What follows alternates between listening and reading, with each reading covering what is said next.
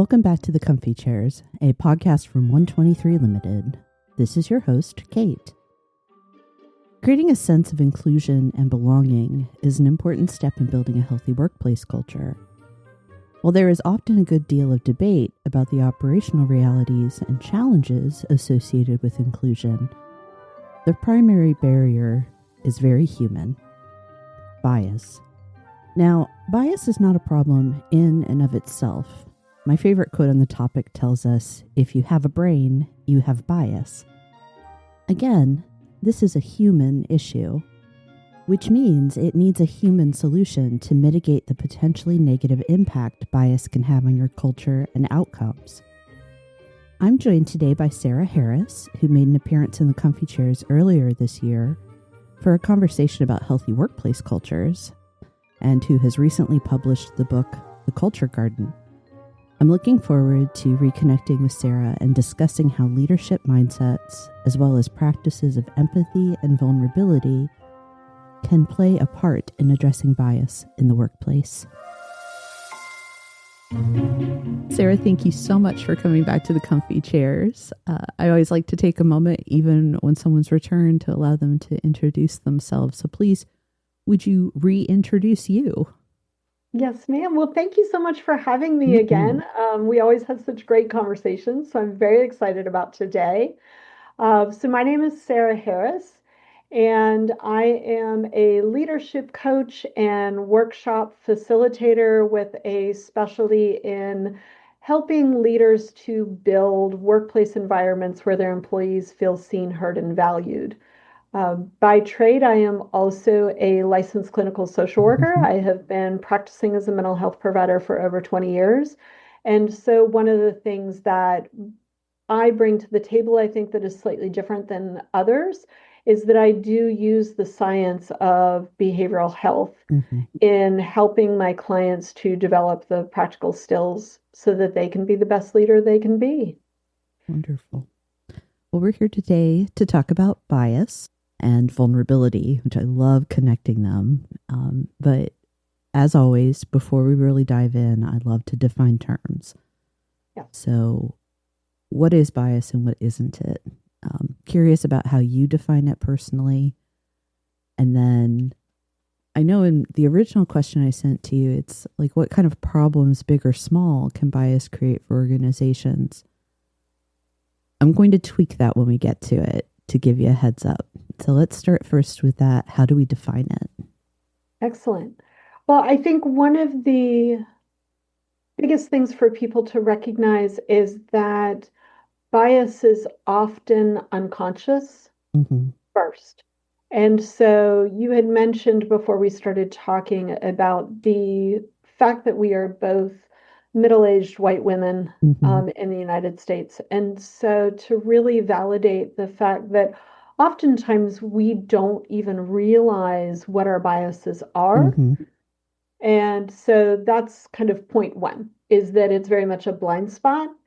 I think that it is also important to recognize, as Dr. Brene Brown talks about, that bias is not necessarily equal to bad character. That it is part of being human. It is part of our lived experiences and how those create shortcuts for us in understanding our world. If we really had to stop and fully analyze every single moment, we would never get anywhere. Exactly. And so really understanding that, yes, today maybe we'll talk some about how bias negatively impacts things, but also understanding that bias is not necessarily all bad because it does allow us to create some of those shortcuts. That's exactly right. It's so important for us to understand that the fact of bias is not a character issue. It is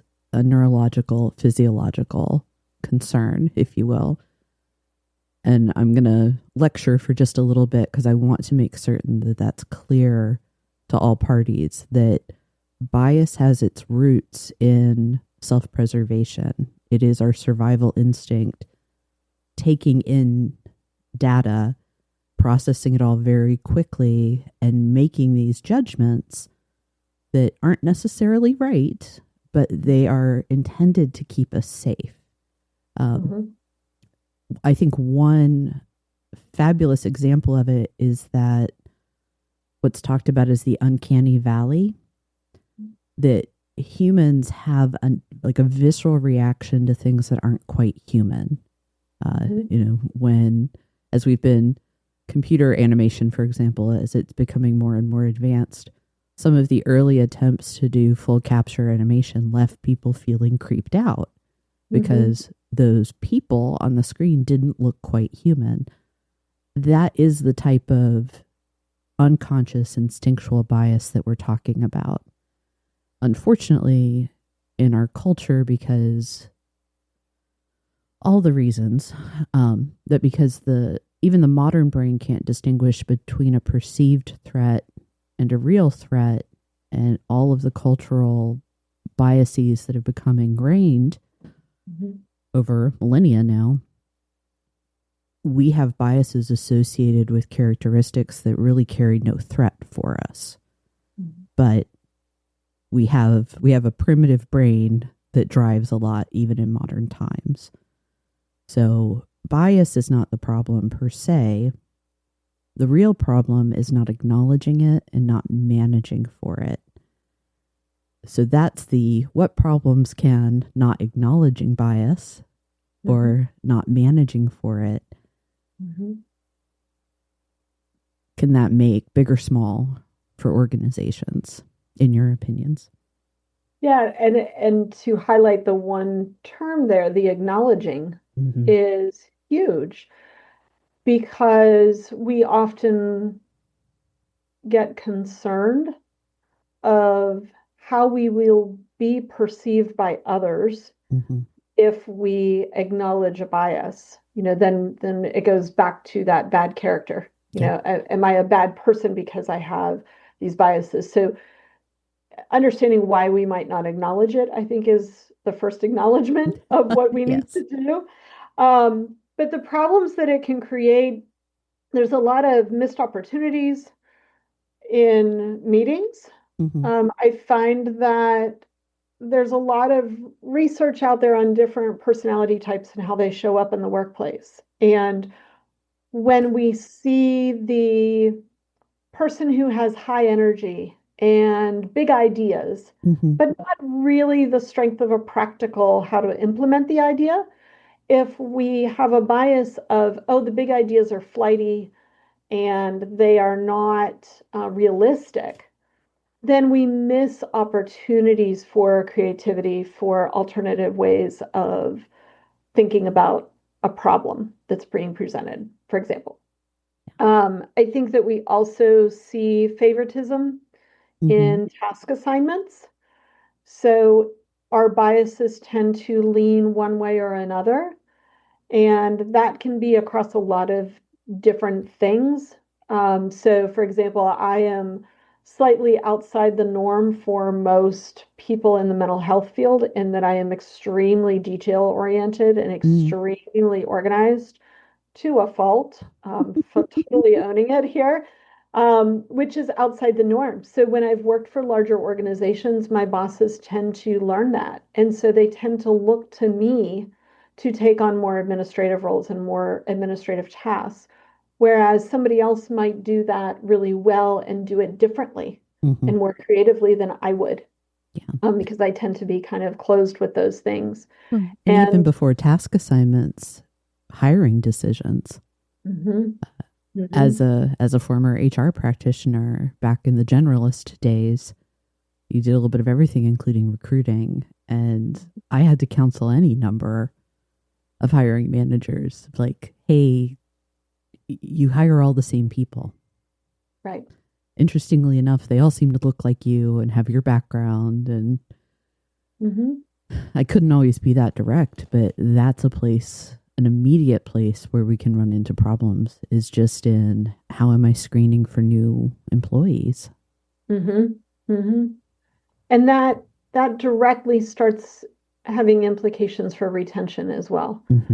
So when there isn't enough variety, or when there's a bias towards alternative ways of looking at things, then people don't feel seen, heard, and valued. And so they don't tend to Exactly. stay. Exactly. Yeah. Or there is stagnation. People, Mm-hmm. I think it's possible for people to get bored where there is no variety too. And you lose your good thinkers and your high performers because there's not much challenge when we're all the same. Yeah. Yeah. So, just like we define bias, because we are connecting bias and vulnerability in our conversation today, I'd like to go ahead and define that before we go much further. Yeah. Yeah. So when I think about vulnerability, um, I think first it is about self-awareness. Mm-hmm. So what are my biases? What do I find are my personal values? And I think that oftentimes when I talk about vulnerability with people in the work environment, they immediately believe that I want them crying in the middle of the floor in the Yeah. fetal position, sobbing about whatever it is. Mm-hmm. And what I talk to folks about is vulnerability is not that in the workplace. It can be in other relationships, but it is not that in the workplace. Vulnerability is still emotional exposure, but it is the emotional exposure of uncertainty. Mm-hmm. It's the emotional exposure of recognizing I don't have all the answers. It's the emotional exposure of acknowledging I might have a bias here that I don't see, or I have a bias here that I do see, Mm-hmm. and calling that out. Yeah. And so that is really what vulnerability is about, is not oversharing. It's not Yes. emotional dumping, Nope. right? It's being willing to acknowledge I am not up here on a pedestal just because I have this title behind my name does not put me on a pedestal and impervious to all. Exactly. I talk about it as understanding that vulnerability, leadership vulnerability is not nakedness. Mm-hmm. It is a conscious harnessing of the fear that comes with feeling exposed. And I think vulnerability is the byproduct of awareness and humility. That when I know myself, when I know how I'm responding and interacting in the moment, when I recognize my limitations, both my strengths and my weaknesses, both capabilities, thought, you name it, and I can acknowledge them, not like expose them and be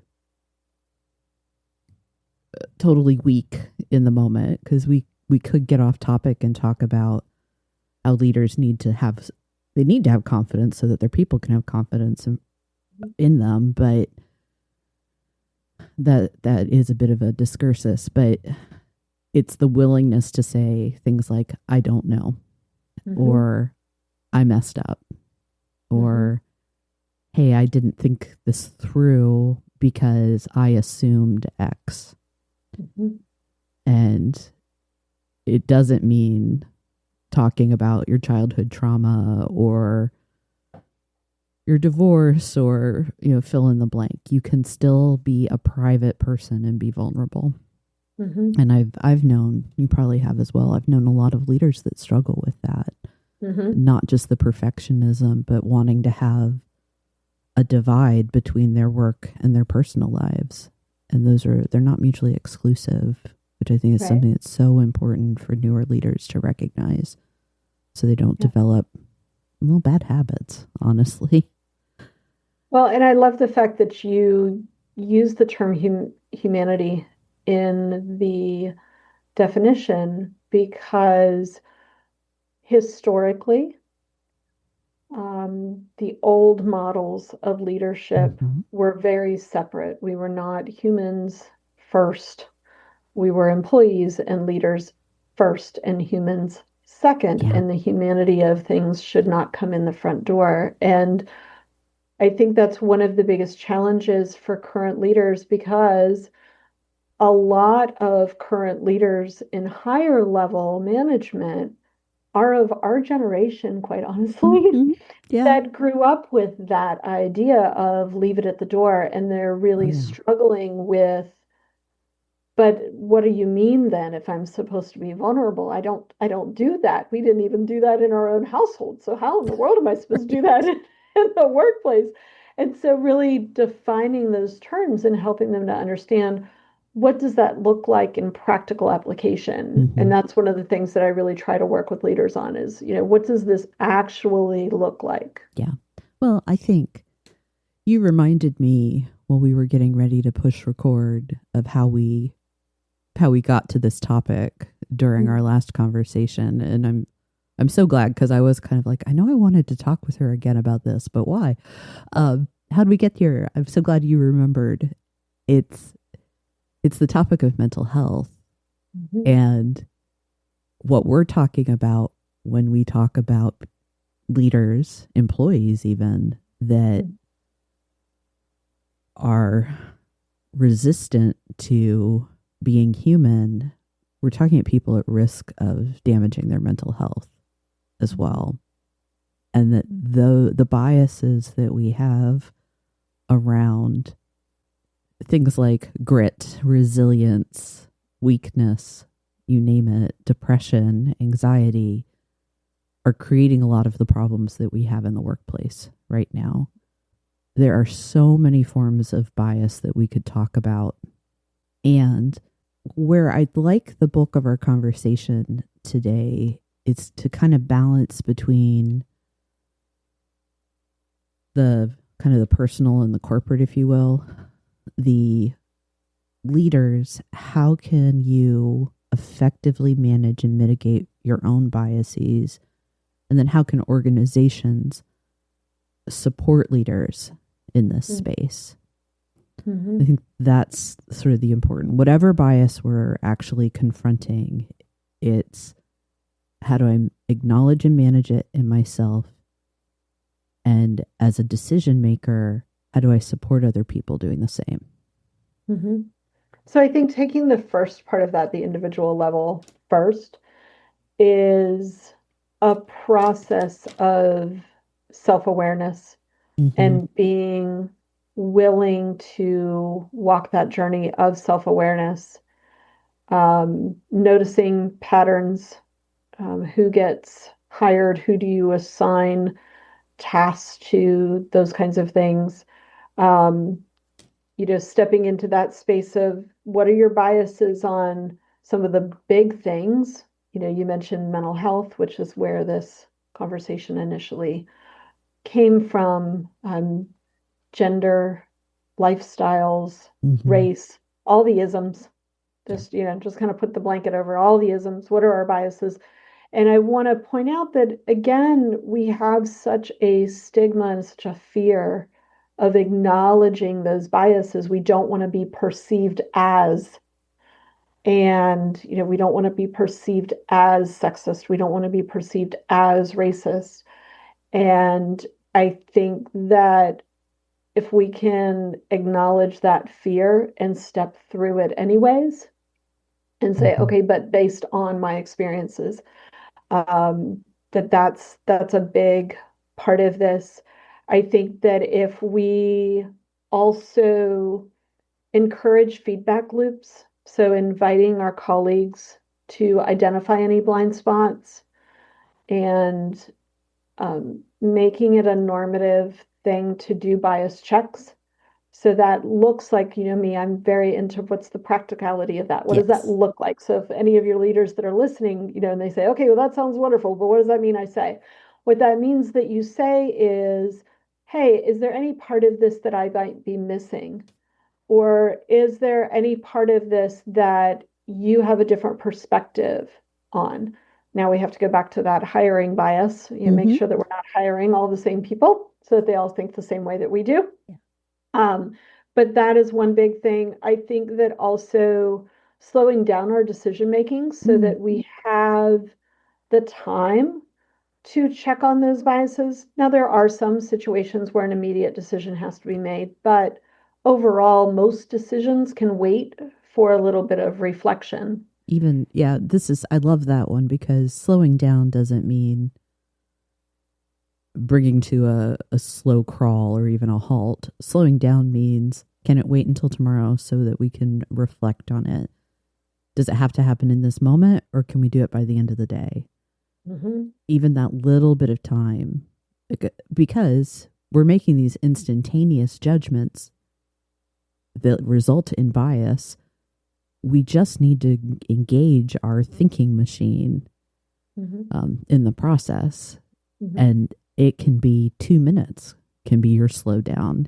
We're not talking about like, well, this is going to take a year to figure out.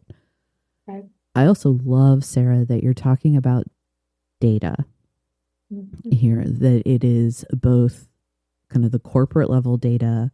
Do we have hiring trends? Do we have gaps in the balance and representation demographically of our organization? Are we seeing things in our numbers, our people numbers, that might tell us that we have bias that's not addressed? But then also, what evidence do I have in myself? What are my actions showing me? The totality of what I do and decide, is there a bias present? And if I can't see it myself because blind spots, then who are the trusted advisors that can reflect to me what I can't see? So, but it's all data-driven decision making at the end of the day. Yeah. And I would even encourage folks that are listening to take those last two things and combine them. So if you're in the meeting and you ask for the feedback, right? Then pausing and saying, you know what, you guys gave me a lot to think about here.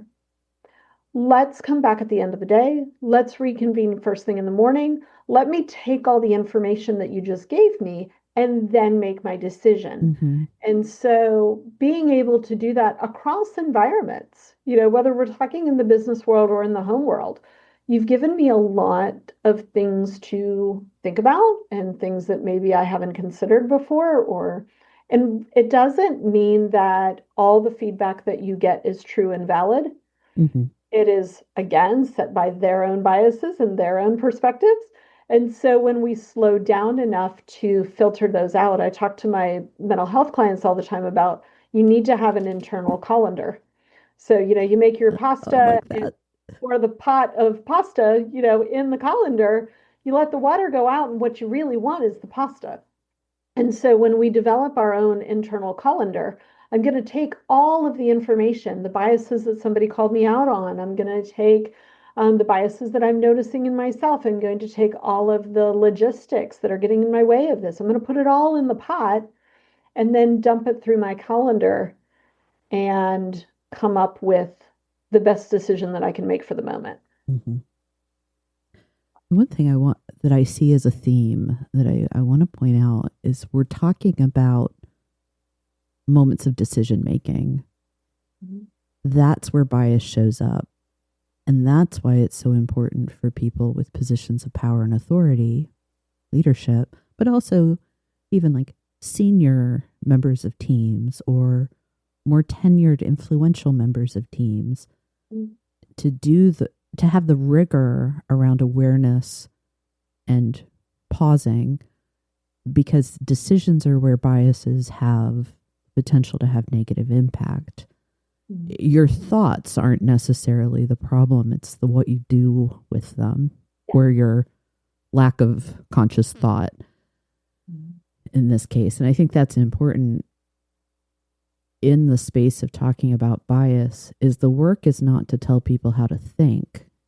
It's to set standards. And this is what I think is one of the things organizations need to do, is to be very clear about what the behavior expectations are around things like how we treat each other, how we make choices.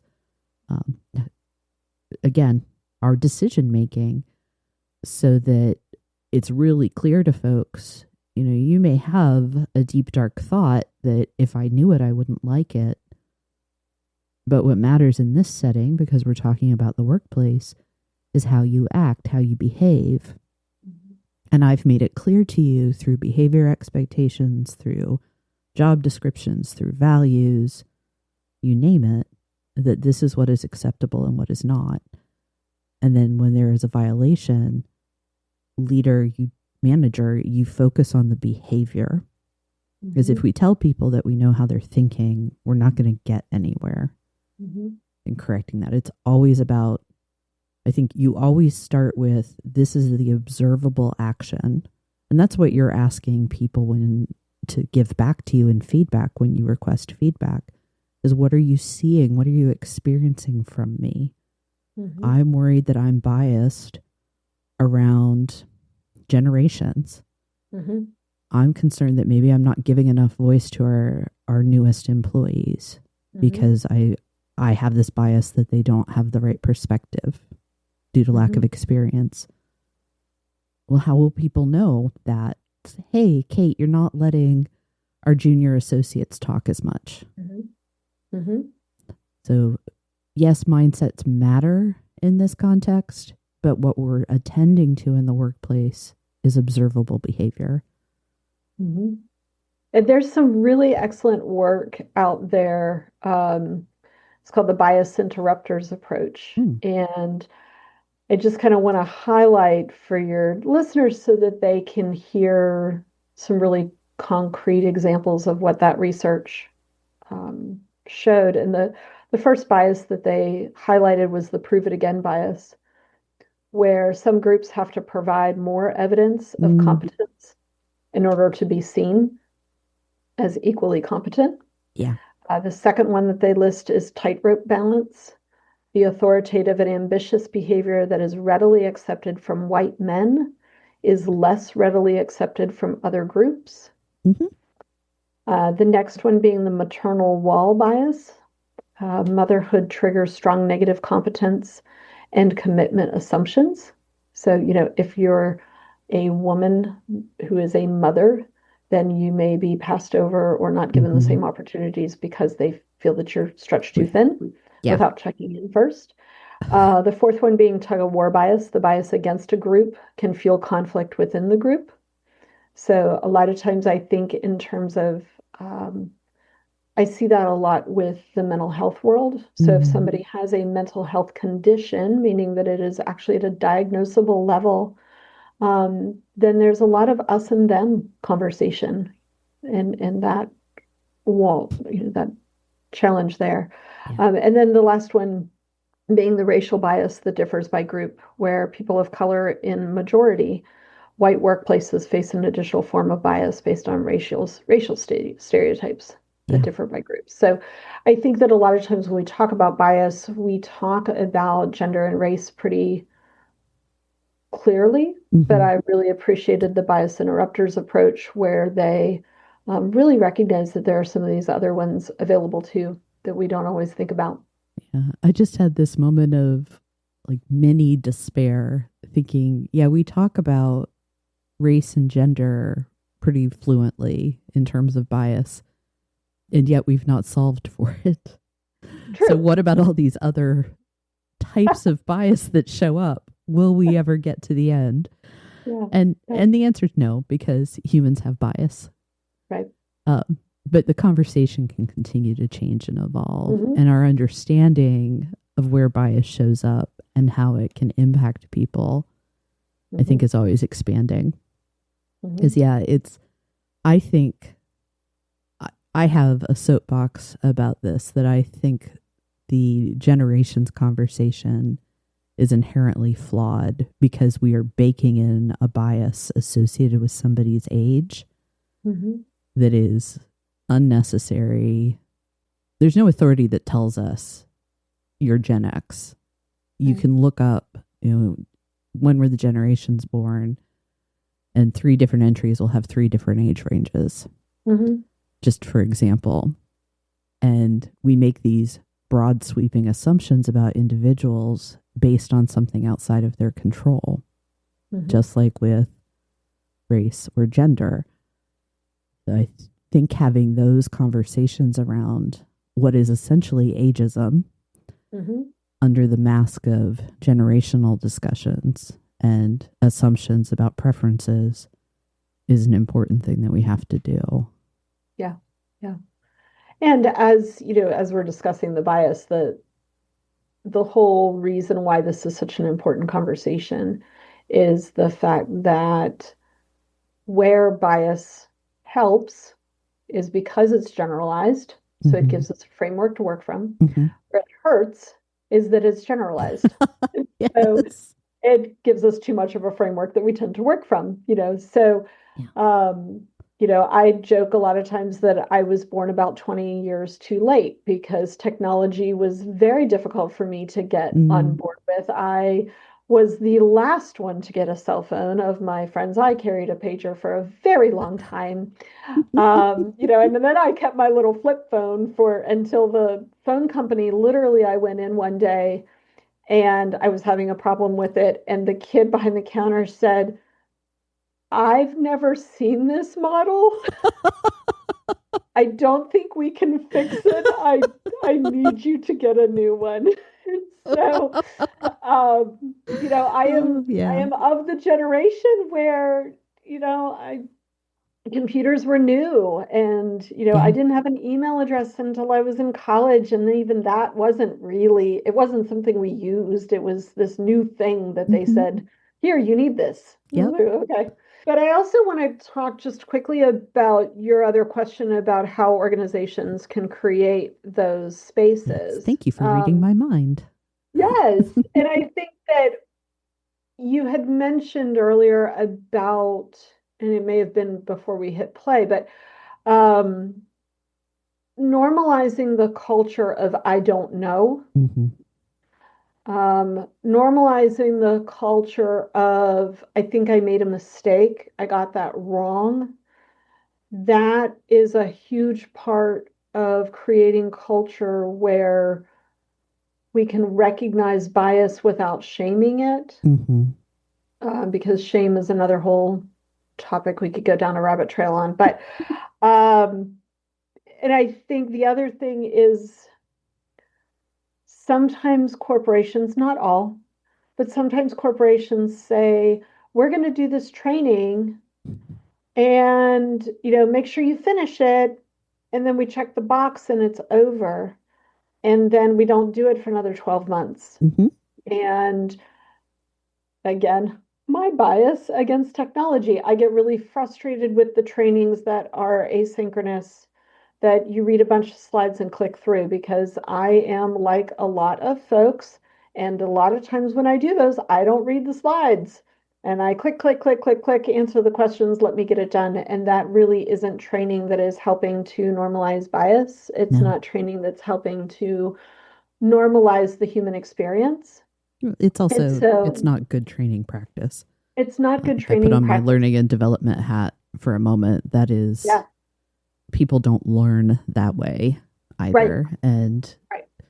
yeah, so I think that is an acceptable bias against that type of I'm glad you corporate align with my activity. confirmation bias there.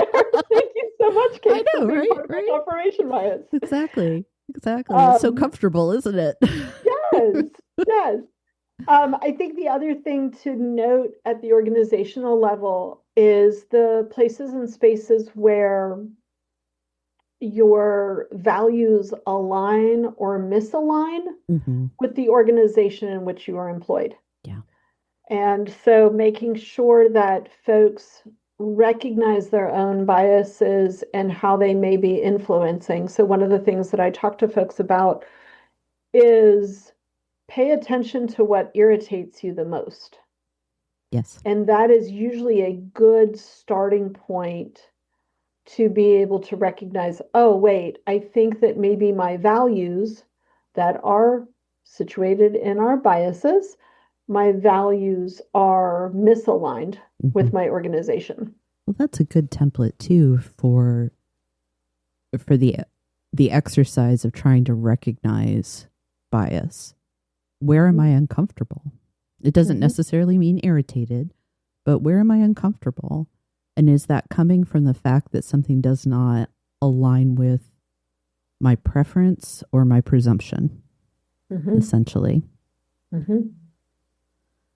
Yeah. And that can be that can be putting a spotlight on a bias of which you weren't aware before. Mm-hmm. I want to reiterate something. We've said this already, but I think the people I know that listen to my show, I know that they are taking in the conversation about bias very personally, and they're reflecting on, where does this show up for me? Having bias is not a failing. Right. You are not bad because you have bias. Now, there are people who do bad things because of the biases that they possess. But possessing a bias does not make you bad, wrong, or flawed. It means you're human. Mm-hmm. Very much so. Yeah. Yeah, it is always about how do we behave. Mm-hmm. So emotions are not wrong, thoughts are not wrong. It is, what do I do with these experiences? Yep. Once I become aware of them, which is why we started the conversation today on self-awareness. Yes. This is simply a conversation to help facilitate that process for folks of, oh, I want to become more aware. So, things, I was joking with you a second ago. Thank you so much for being part of my confirmation bias. Yes. When we can recognize, oh, I do tend to, go to the people that I kind of know what their response is going to be. Oh, Yep. okay. That is an example of confirmation bias. Yep. It's data for you, right? It is. Yeah. Do I always go to the same people when I have a problem? Right.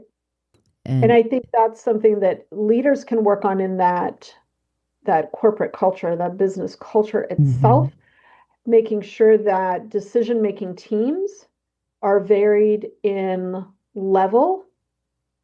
At what tier are they within the organization? That they are varied around all the isms as much as we can: sexism, racism, ageism, ageism. all of the Yeah. things. So if we can vary our teams in that way, vary the personalities, like, I know I'm throwing a lot into this pot, but you don't have to have one person for every Yes. category. It can be that you have a female on your team who is hyper detail oriented.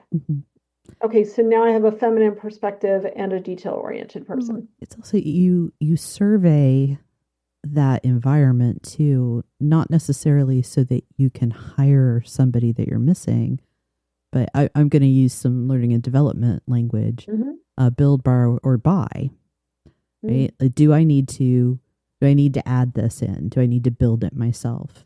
Do I need to go out and buy it like a consultant? Or do I need to borrow? Do we take this to somebody? I have a team of 5 people. We're not able to add 7 more people to gain perspective. I guarantee that perspective exists in your organization. Go find those people and get that perspective before the decision is made. That's what we're talking about. Yeah. And what we're also talking about in this space of making it safe, normalizing, I don't know, I made a mistake. We're talking about psychological safety. And psychological safety also allows us to be really great at knowledge sharing. Not just lesson learned from mistakes, but also going to people to get their experience and perspective, like we've been talking about. Yeah. Yeah. And in the Culture Garden, which is the book that I just released over the summer, I share a story about an experience that I had when I worked for a large hospital organization that went through a merger. And the irony is that my department merged with a department from another hospital that we used to kind of be in competition with each other. We were on the other side of the city from each other. And we literally were combining both programs that were in many ways exactly the same. And not only were we combining the program, but we had to go to a third-party location. They were moving the whole program to a different building. Okay. With different managers, and both teams had to blend together. And I never sugarcoat. There were a lot of people that left. There were people that stayed through the transfer and then left. Or But one of stayed the and stayed, but had really left emotionally and yeah, professionally. Yeah. and the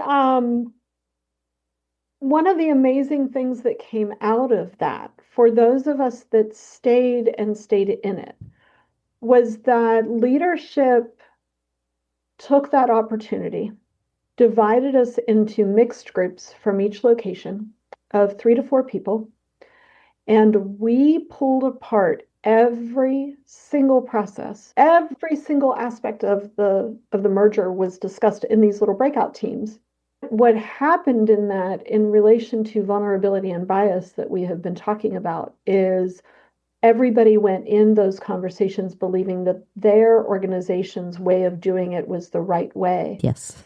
And those of us that were receptive to being engaged in that process were able to take a step back and say, oh, your way solved a problem that we couldn't figure out how to solve.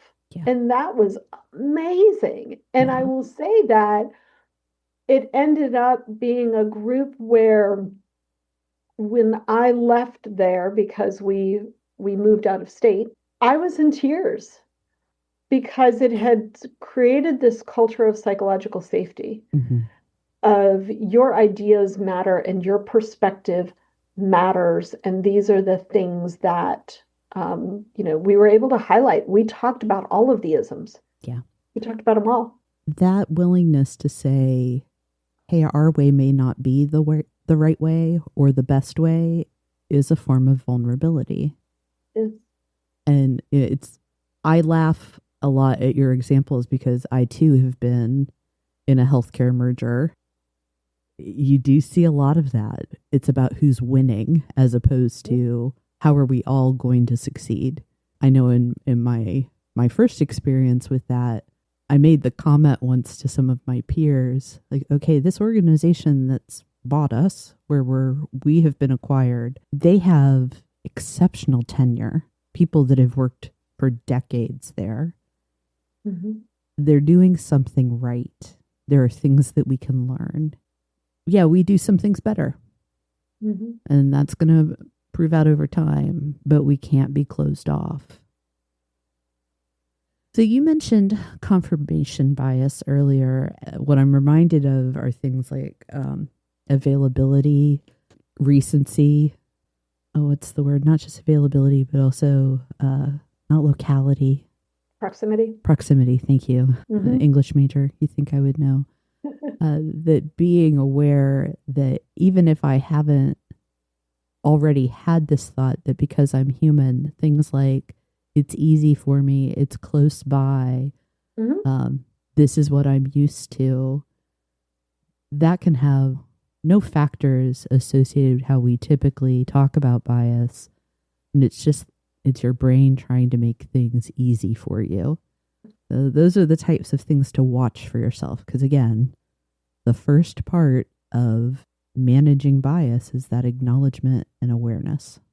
And if any of your folks want to play around and kind of see where they actually stand, there's the Project Implicit website is really fun to play in. Well, fun for those of us that enjoy playing in that realm, but you can participate in their study really easily. You just log in and create an account, and they have a study that they're running. It focuses primarily on race. Mm-hmm. What are the positive characteristics versus negative characteristics that you put on race? You're not confirming racism because it's a timed thing. That's how they're doing the study. How long does it take you to, every time that the word around race and the word around positive terminology comes up, you have to confirm that that matched. Mm-hmm. And they're telling you, we want you to match. And the delay time when they feel mismatched to you, even at your bias level, not the way you actually function. And again, we've been reiterating this a lot today, which I'm glad about. There is a difference between your inherent biases versus how you function. So you can be aware of your biases and then function outside of those, which I think is really important to recognize. Yeah. So being a middle-aged white female, I may have some implicit biases. I grew up in a small town outside of Pittsburgh. It was very all the same. And I remember being very excited when I went to college because I went to a larger university for my undergrad and it was very mixed. And I was like, oh, there's other worlds out there. Let me meet all these other people. Yeah. And as I reflect back on it now, I remember that part of the reason why I thought it was so exciting was because of my bias, because I othered all of them. I was like, Hmm. oh, others. Yeah. And it was exciting othering. It was let me learn more about you, but it was still coming from that bias of you're an other. Yeah. No one person is a monolith for what they represent.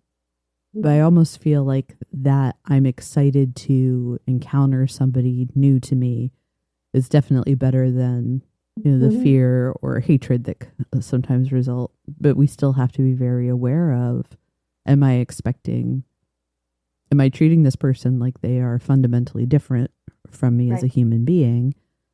Or am I expecting them to stand in for all people of their race, class, gender, fill in the blank?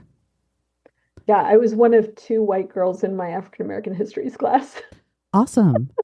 It's so good to have that type of experience as somebody in the majority. Again, there's a fine line here, but if you're recognizing like, oh, I have privilege. I'm typically part of the majority Hmm.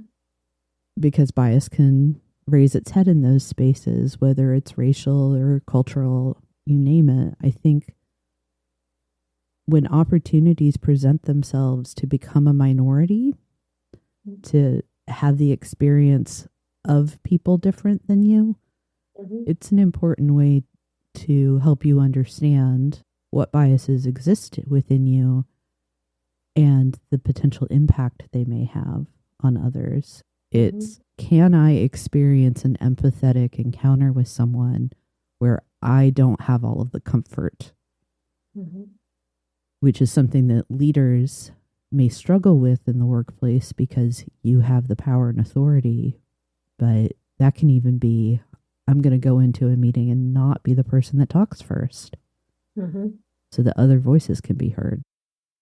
So that's going from the I acknowledge it, I start recognizing it, to little things you can do to overcome and to manage for. What else, Sarah, are things that you would recommend to people who want to be better at mitigating for bias? I think that as we had kind of talked about for the individual level, at an organizational level, being curious Mm-hmm. about your hiring processes. So, to me, what that looks like at an organizational level is create, my husband would be excited that I said create a spreadsheet, Yay. but create a spreadsheet that acknowledges as many of the biases that you can think of and look at your last year of hires Yes.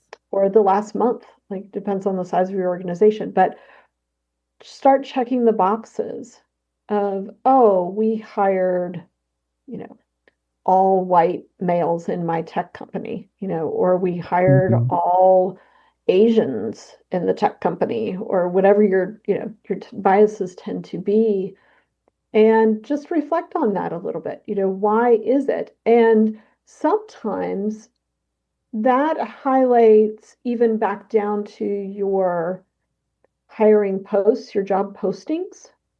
How are your job postings bias slanted? Yeah.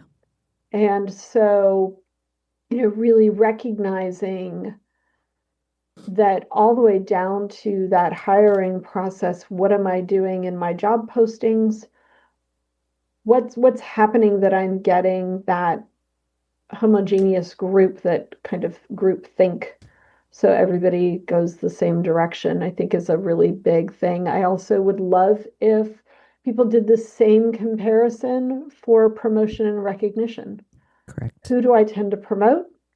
Who do I tend to recognize for their achievements? And going into that idea of, for recognition, are you recognizing only the skills that you feel are highly valuable to the team versus being willing to recognize, oh, this other person brought this other set of skills that the team would not function Mm-hmm. without, but I don't value it as highly. And so I didn't make a recognition Mm-hmm. of it.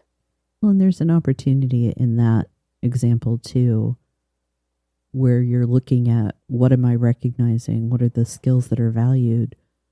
Of digging down a layer too and saying, well, how did this person acquire these skills? Was it I sent I send Jane for training every time, Mm-hmm.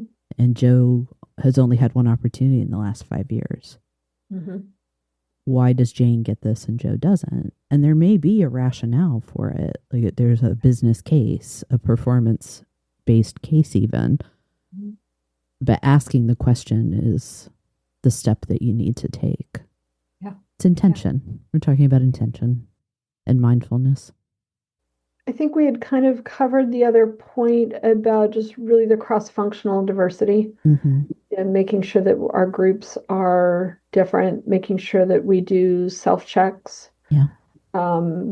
making sure that we create that psychological safety environment where people feel safe in coming forward. So I don't recall right now what you had said earlier, but I had an image in my head of a meeting where somebody who is identified in the group as the over talker, Mm-hmm. and that in that team meeting that people roll their eyes, they sigh, they do those things. And if as a leader your bias is towards feeling that over talkers are just chattering for no reason and that they don't really have a point, you're going to feed into that by not stopping Mm-hmm. the sighs and the eye rolls. And so, really recognizing at a leadership level, what kind of culture do you foster? Yeah. Because if we say, okay, so Phil has a point. Hey, no, put your phone down. Phil's talking right now. Let's make sure that we're giving attention to Phil. Now I've created a culture of I call it out. I know that your bias towards an overtalker is coming forward, but I'm not going to tolerate that Mm-hmm. in this environment because it's Exactly. harmful.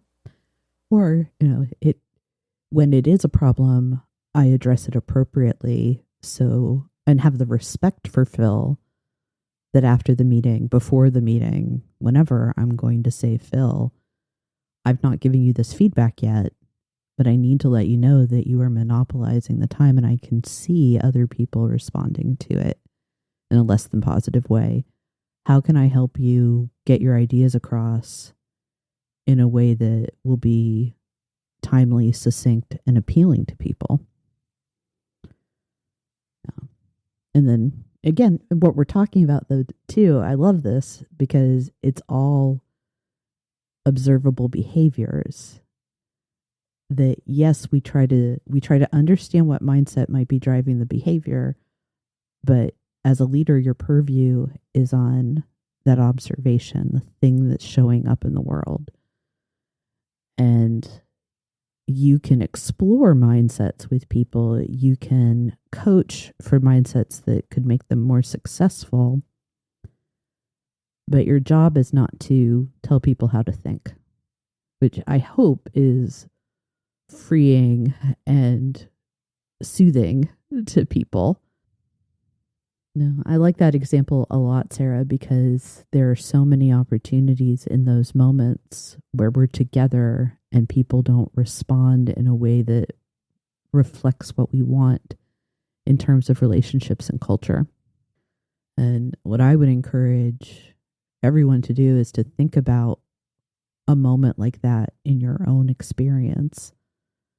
I mentioned it in my introduction, and you brought it up as well. You've just published a book in the last couple of months. I will have a link available for people. What do you want people to know about the Culture Garden? Well, I thank you for the time for that. Yeah. The Culture Garden is written from a perspective of how the science of behavioral health can be applied in the day-to-day interactions in the business world and how we can be a person-centered leader. So I joke with folks, I don't do spreadsheets. I'm not going to be able to tell you where to cut costs or pay for this or pay for that. That isn't the type of leadership book it is, but it is a guide on the practical, everyday things that you can be doing to create a healthy workplace culture. And it's a lot of the content that I think that you and I covered in my previous appearance, as I cover the broad things of communication and physical space, as well as policies, and how within each of those categories we can do that. I also wanted it to be a relatively quick read. So I kept it pretty condensed and very user friendly. So there's actual scripts in there.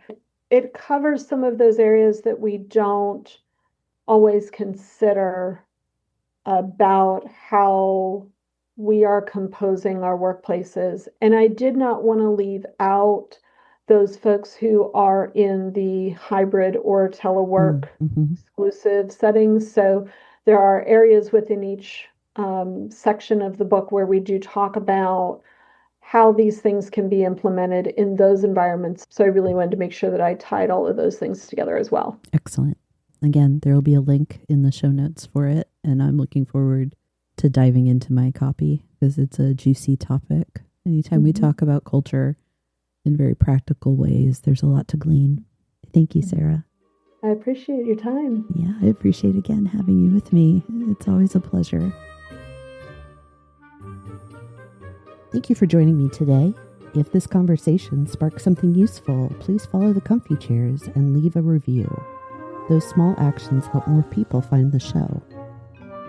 Got a leadership question you'd like featured in a future Comfy HQ episode? Please send it my way. I'd love to hear what's on your mind. And when you're ready to move from ideas into action, 123 Limited helps leaders build stronger teams, sharper strategies, and better talent plans. Learn more at 123limited.com. That's ONE23ltd.com. Thanks for listening.